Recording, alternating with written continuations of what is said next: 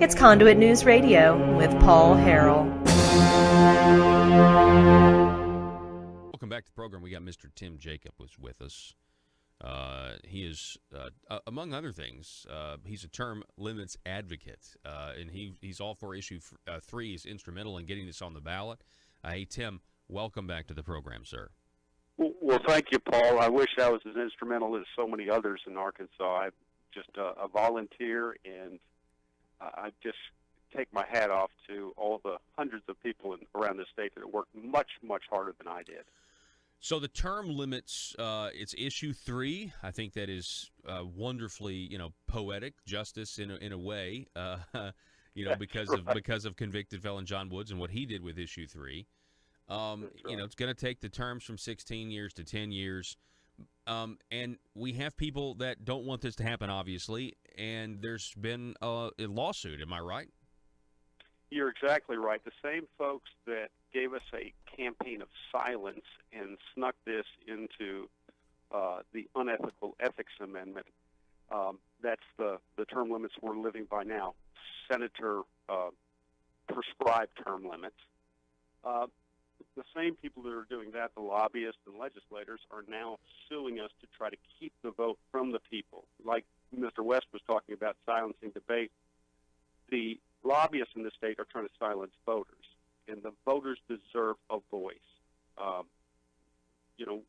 The reason I got back into this is because I saw it's a travesty of justice when you have 2 landslide elections on term limits. The people, it's unmistakably pro-term limits. The state is. Voters of every stripe support strict term limits, and now you have the legislature and the lobbyists that refuse to let voters have a voice. And they filed a suit to try to get this off the ballot. They don't want the voters to be able to vote on this. And it's the same people that had a campaign of silence 4 years ago. What are some of the arguments? We're told by some, who make arguments against the term limits. We're told that the lobbyists love term limits, and the bureaucrats love term limits. What are some of the arguments these people are making in the suit? I mean, what are they actually trying to say in the lawsuit, saying that it needs to be thrown off the ballot? Well, in the lawsuit, they're saying that the signatures are. There's really no support for term limits, and the signatures are invalid. And also, they think that we shouldn't be changing the way legislators run roughshod over the people with their 3 legislative amendments every year. Because in this amendment, not only do we bring term limits back to the way it was, we put a 10-year cap, but this is the thing they hate the most, is we're tired of fighting our own representatives when it comes to term limits. I mean, the voters have spoken twice in 2 landslide elections, and the legislature just will not accept the voters' will. Well, we have to accept the results of elections all the time, and they will not accept that. So what we've done is a provision in this amendment is that if the legislature wants to fight term limits again, and wants to change term limits again, they can't hide it in an unrelated amendment. They have to do what citizens do, and that gather signatures, make sure there's plenty of public support for their position, and then they have to get their ballot title okayed by the AG so the AG has oversight, so they can't lie to the people like they did in 2014. All of this is a corrective. All of this is a corrective effort. I mean, to try to put back what was undone. And I know it's more restrictive because people are going to say, well, it's more restrictive. It's not going back exactly the way it was. But it's also trying to prevent how we got here in the first place.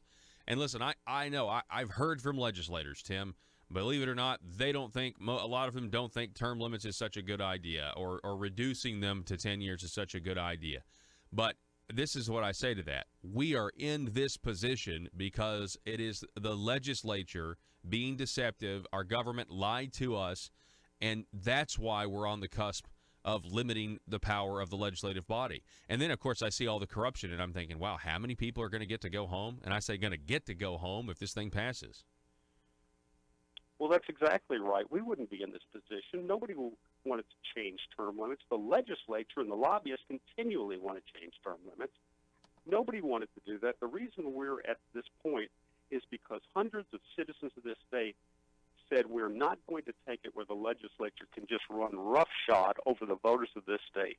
If you have an election, you need to abide by the rules of that election. You can't sneak and you can't deceive, and that's what's happened. Now, John Woods was sentenced last week, but there's no celebration among our group. It's a tragedy for his family. It's a tragedy for the state. And the jury did their job. They rectified the frauds committed, and now he's going to have to pay restitution. He's going to spend 18 years in prison. But there's one fraud that hasn't been rectified yet, and that's the fraud of the unethical ethics amendment. And that's what's being done now. We want to rectify that fraud. We want to give a voice to the voters. And what happens? The lobbyists want to take that voice away. And that's what this lawsuit is. They want to take this ballot amendment away from the voters. They don't want voters to see it. They don't want voters to vote on it. And that's just not how our democracy works in this state.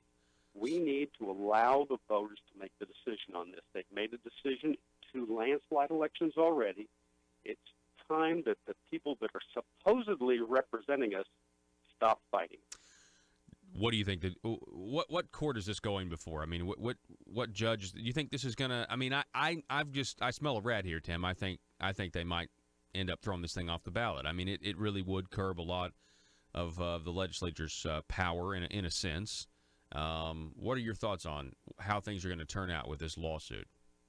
Well, that's the whole point of term limits, is to curb legislative power. The power needs to remain in the people. We don't need personal political power, and that's the whole impetus behind term limits. Term limits works well for president. It's worked well for governor, worked well for lieutenant governor. It's the legislature that refuses to do that. We're going to fight this in court. We're being harassed now. I know volunteers that are being harassed by this lawsuit, and the subpoenas are being served at 11:30 at night.